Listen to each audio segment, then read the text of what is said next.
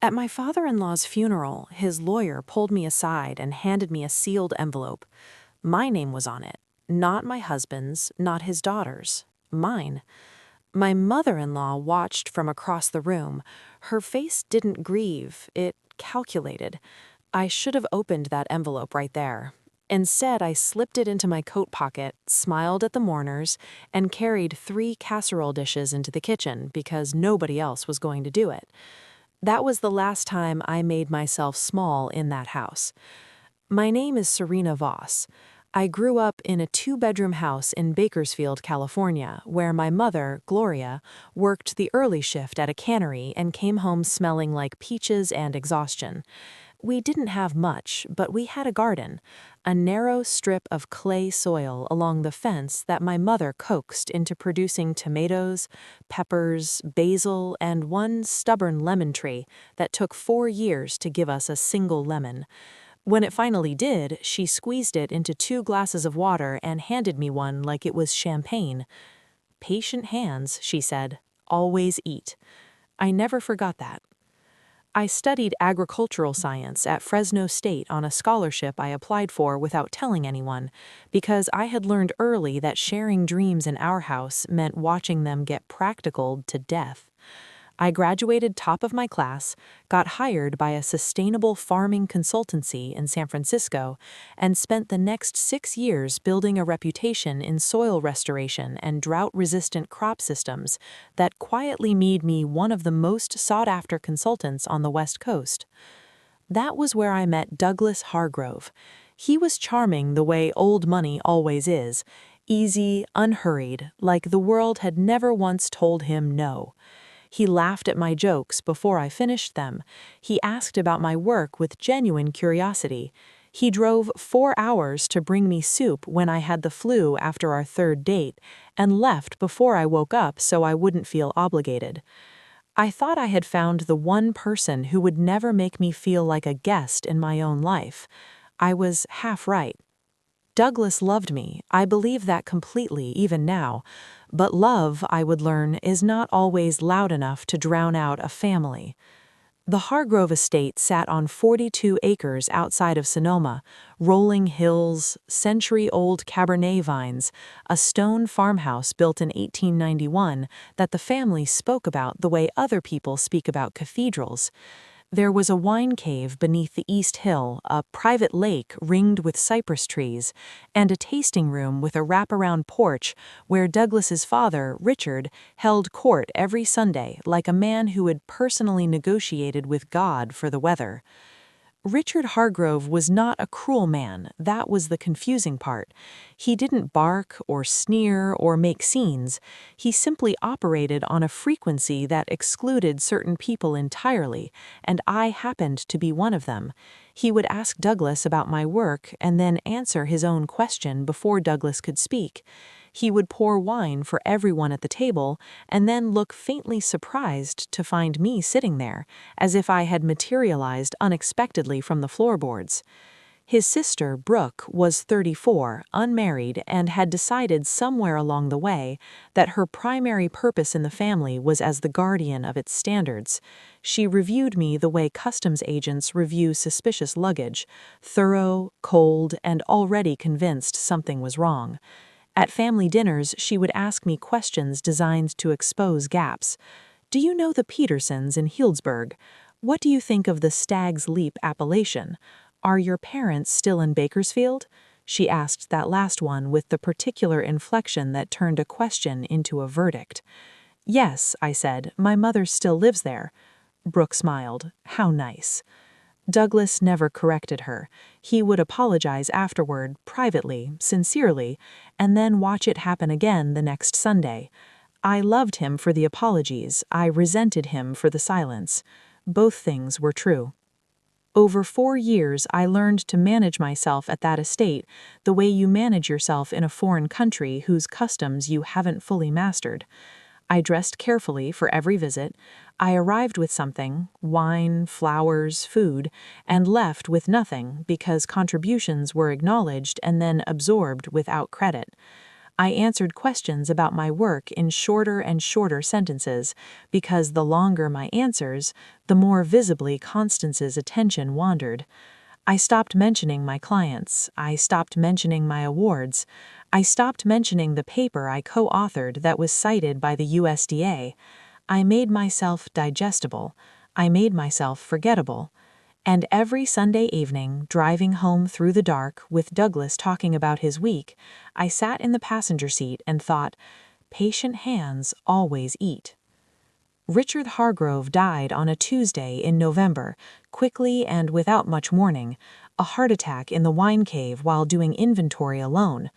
Douglas got the call at 6:14 in the morning. I was already awake. I heard him say, "Dad," and I knew before he turned around. I held him for a long time in our kitchen. His coffee went cold. Neither of us noticed. At the estate, grief arranged itself by rank like it always does in families like this. Constance received condolences at the center of every room. Brooke managed logistics with a clipboard and a martyred expression. Extended family moved through the house in careful orbits.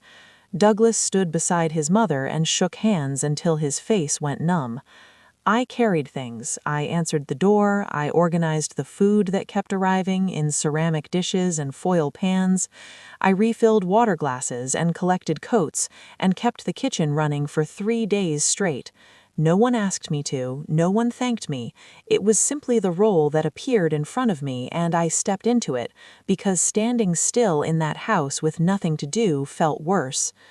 On the third day, after the last mourner left and the caterers had gone, I was washing dishes alone in the kitchen when Constance appeared in the doorway. She looked exhausted and smaller than usual, like grief had taken an inch off her height. She looked at me for a moment, then she said, "You are very efficient." She meant it as a compliment. I understood that. I turned back to the dishes. "I'll finish up here. Get some rest." She left without another word. That night, alone in the guest room while Douglas slept, I found the envelope in my coat pocket. I had forgotten it entirely in the chaos of the last 3 days. I sat on the edge of the bed and held it for a long moment, reading my name in Richard's handwriting, deliberate, slightly slanted, the pen pressed firmly into the paper. I opened it. Inside was a single handwritten letter, 3 pages, and a business card for a real estate attorney in Napa with a sticky note that said, "She will know what to do." I read the letter twice. Then I sat in the dark for a very long time. Richard Hargrove's letter did not read like a man apologizing. It read like a man finally telling the truth. "Serena," it began, "I have not been fair to you. I want to say that clearly before anything else, because men like me often dress dishonesty up as tradition and expect the people we've wronged to accept the wrapping without inspecting what's inside." I pressed my fingers to my mouth and kept reading. "I watched you carry this family for 4 years without being invited into it. I watched my wife treat your presence as a mild inconvenience. I watched my daughter test you at every table. And I watched my son stay quiet when he should have spoken. I did the same. I am not proud of it.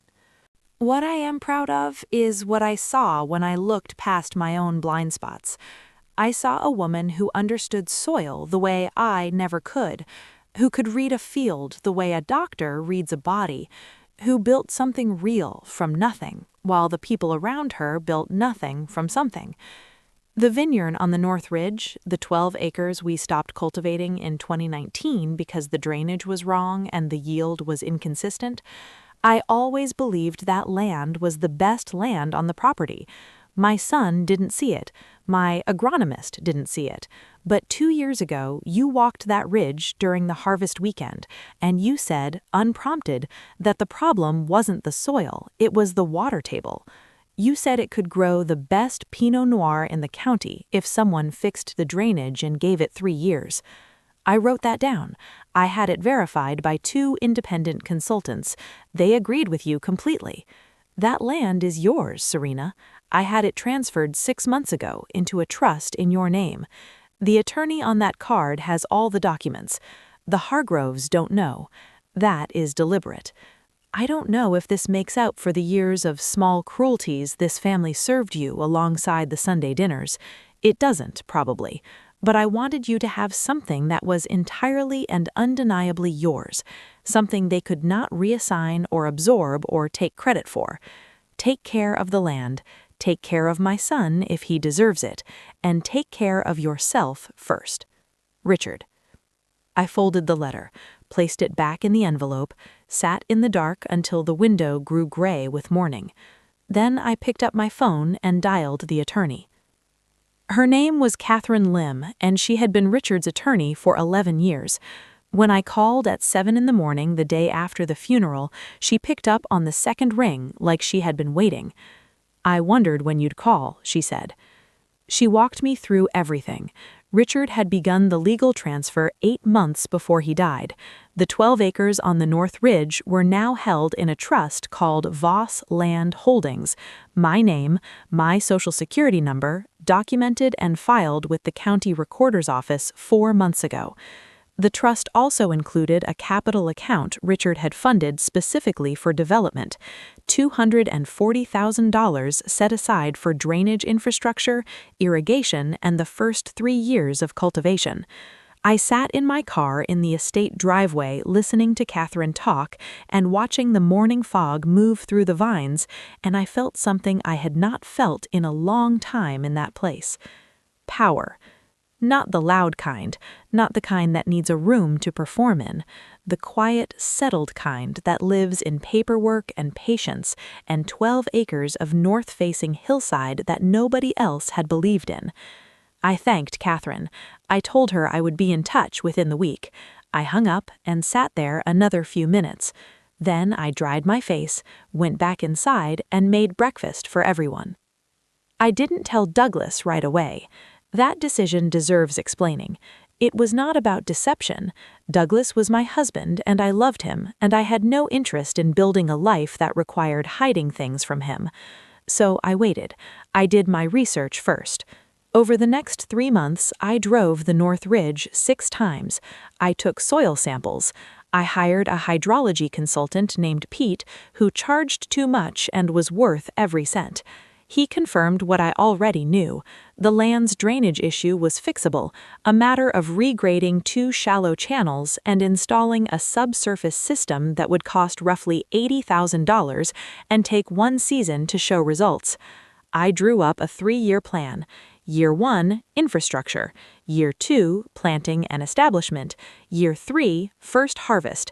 I projected conservative yield numbers, and then I projected optimistic ones. I researched Pinot Noir buyers in the Bay Area. I contacted 2 independent winemakers who specialized in small batch production.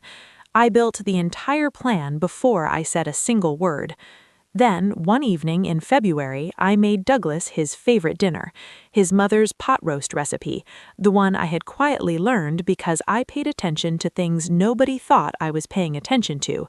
And when we sat down, I told him everything. His fork stopped halfway to his mouth. I showed him the letter, I showed him the trust documents, I showed him the 3-year plan with the projections and the hydrology report and the winemaker contacts. He was quiet for a long time. "He never told me," Douglas said finally. "I know." "He gave you land." "I gave me land I already understood better than anyone else on this property." Douglas looked at the plan spread across the table, his father's handwriting on the letter beside it. He was quiet again. Then he said, "I should have spoken up more." "Yes," I said, "you should have." We sat with that for a while. Not fighting, just letting the truth be the truth without trying to sand its edges down. He reached across the table and covered my hand. "Tell me what you need," he said. That was the moment I knew we were going to be all right. Constance found out on a Sunday, not because I told her, because Brooke saw the county records. She had been monitoring property filings around the estate since Richard died. I found out later she had been hoping to identify assets she could influence before probate closed. She called her mother at 8 in the morning. Constance called Douglas at 8:07. Douglas looked at me across the kitchen and said, "They know." I poured my coffee. I expected that. They arrived 40 minutes later, Constance in the passenger seat, Brooke driving, both of them wearing the particular expression of women who believe they are about to correct a misunderstanding. We sat in the living room. Douglas sat beside me. That mattered. Constance spoke first. She was controlled, as always. She said that Richard clearly had not been thinking clearly in his final months. She said the North Ridge had always been considered part of the estate's core holdings. She said it would be very messy legally and emotionally to separate it from the rest of the estate. I let her finish. Then I opened the folder on the coffee table, soil reports, hydrology assessment, the trust documents, and the capital account statements, and Catherine Lim's business card on top. Richard was thinking clearly. He had this verified by 2 independent consultants before he transferred it. The transfer was completed 4 months before he died. It is not part of the estate because he removed it from the estate intentionally. Catherine can walk you through the legal standing if you'd like. Constance stared at the folder. "That land has been in this family for 90 years, Brooke said. Her voice was tight. "And it sat unproductive for 5 of them," I said, "because nobody understood what was wrong with it. I did. Richard knew that. That's why he gave it to me." "You've been planning this," Brooke said, "haven't you, this whole time?" I looked at her. "I've been working," I said. "That's what I do. You would have seen that years ago if you had been paying attention to anything other than deciding whether I was good enough to sit at your table." The room went very still. Constance's jaw tightened. She looked at Douglas. "Are you going to let her speak to us like this?" Douglas leaned forward. "Mom," his voice was steady, "Serena is right. Dad saw what we didn't, what I didn't. I'm not going to ask her to apologize for that." It was the first time in 4 years he had said something out loud in that room that I didn't have to thank him for privately later. It cost him something. I saw it in his face. I loved him more for it than I had in a long time. Constance stood. Brooke followed. There was no shouting, no slamming doors, just the quiet, devastating finality of 2 women leaving a room where the ground had shifted permanently beneath them. Brooke paused at the door. "You won't last 2 seasons," she said. "That land is impossible." "I'll send you a bottle when I prove you wrong," I said. She left. We broke ground on the drainage system in April. Pete brought his crew and 2 excavators, and they spent 9 days regrading the channels and laying the subsurface pipe. I was there every morning before they arrived and most evenings after they left. I walked every inch of those 12 acres so many times that the path became visible in the grass. I took soil samples weekly. I tracked the water table. I adjusted the plan twice based on what I found. Douglas came on weekends. He learned to read the hydrology reports. He asked better questions every time. He stopped telling me what he thought I should do and started asking what I was seeing. That was its own kind of transformation. We planted in October 12 acres of Pinot Noir rootstock from a nursery in Sonoma I had been researching for 2 years. I planted the first vine myself, kneeling in the dirt in the early morning before anyone else arrived, pressing the roots into soil that had waited years for someone to understand it. I thought of my mother, her narrow garden, her stubborn lemon tree, her patience dressed up as certainty. Patient hands always eat. The first harvest came 3 years later, on a cool October morning, with fog sitting low on the ridge and the kind of light that makes everything look like a painting. We picked 4 tons of fruit from 12 acres. Our winemaker, a quiet, precise woman named Delphine, who had made wine in Burgundy for 15 years before moving to California, walked the rows twice before she said a word. Then she looked at me and said, "Richard was right. This is exceptional fruit." We produced 340 cases that first year. I priced them at $68 a bottle. We sold out in 11 weeks. 3 restaurants in San Francisco put us on their lists.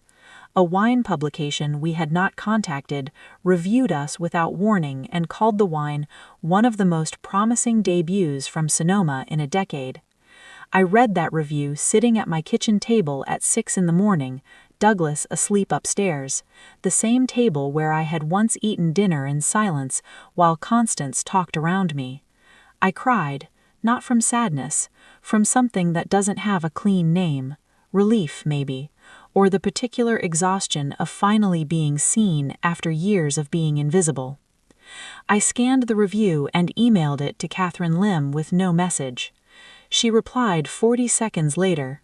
"He would have loved this." "I know," I wrote back. "I know."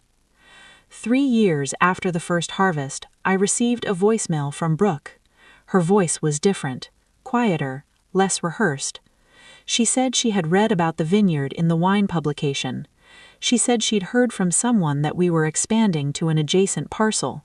She said she wasn't calling to cause trouble. She said she had been thinking for a while about a conversation she owed me, and she didn't know if I wanted to have it, but she was putting it out there.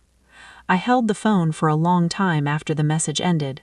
Then I called her back. We met at a restaurant halfway between the estate and my house, neutral ground. She was already there when I arrived, sitting with her hands wrapped around a coffee cup, no clipboard, no armor. Just a woman who looked tired in the way people look tired when they've been carrying something heavy for too long. She didn't make a speech. She just said, "I treated you badly, and I knew it while I was doing it, and I told myself it was loyalty to my family. It wasn't. It was fear. You made me feel like the ground was moving under my feet, and I tried to make you feel smaller instead of dealing with my own stuff." I didn't rush to reassure her. I let it sit. "I know," I said finally. She nodded. She wasn't looking for absolution, I could see that. She was just putting something down that had gotten too heavy to carry. We talked for 2 hours, about her father, about Douglas, about the estate and what it had meant to all of us in different ways, about what families do when they can't translate each other and choose erasure instead of effort. She asked if she could visit the vineyard sometime. I said yes. She came the following month on a weekday, no advance notice, just a text that said, "Is today okay?" I met her at the gate. I showed her the rows, the cave, the production room, the wall in the tasting room where I'd hung a framed copy of Richard's letter. She stopped in front of it and read the whole thing without speaking. When she turned around, her eyes were red. "He saw you," she said. "He did," I said. We stood there a while in the quiet. She volunteers now twice a year to a mentorship program I started for women entering agricultural careers, first-generation students, daughters of farm workers, women who grew up the way I did, knowing the soil but not knowing how to make the world take that knowledge seriously. Brooke teaches them how to talk to investors, how to walk into a room and not apologize for being in it. She's good at it, better than I expected. Douglas says it's because she finally has something to give instead of something to protect. I think he's right. It has been 7 years since the night I sat in that dark guest room and read Richard's letter for the first time. The vineyard now runs 26 acres. We produce 4 varietals. Delphine has a full-time team of 6. We have a waiting list for our allocation and a tasting room that books out 3 months in advance, and a community program that lets local school groups come work the harvest and learn where their food and wine actually come from. My mother came last fall for the harvest weekend. She walked the rows in the early morning in her good shoes because she hadn't thought to bring boots, and she refused to let me buy her a pair. She ran her fingers along the vines the way she used to run them along her tomato plants on Ridgeline Avenue. She didn't say much. She didn't need to. At the end of the day, she sat on the porch of the farmhouse with a glass of our Pinot Noir and looked out at the ridge as the light went golden, and she said, "Patient hands." I sat beside her.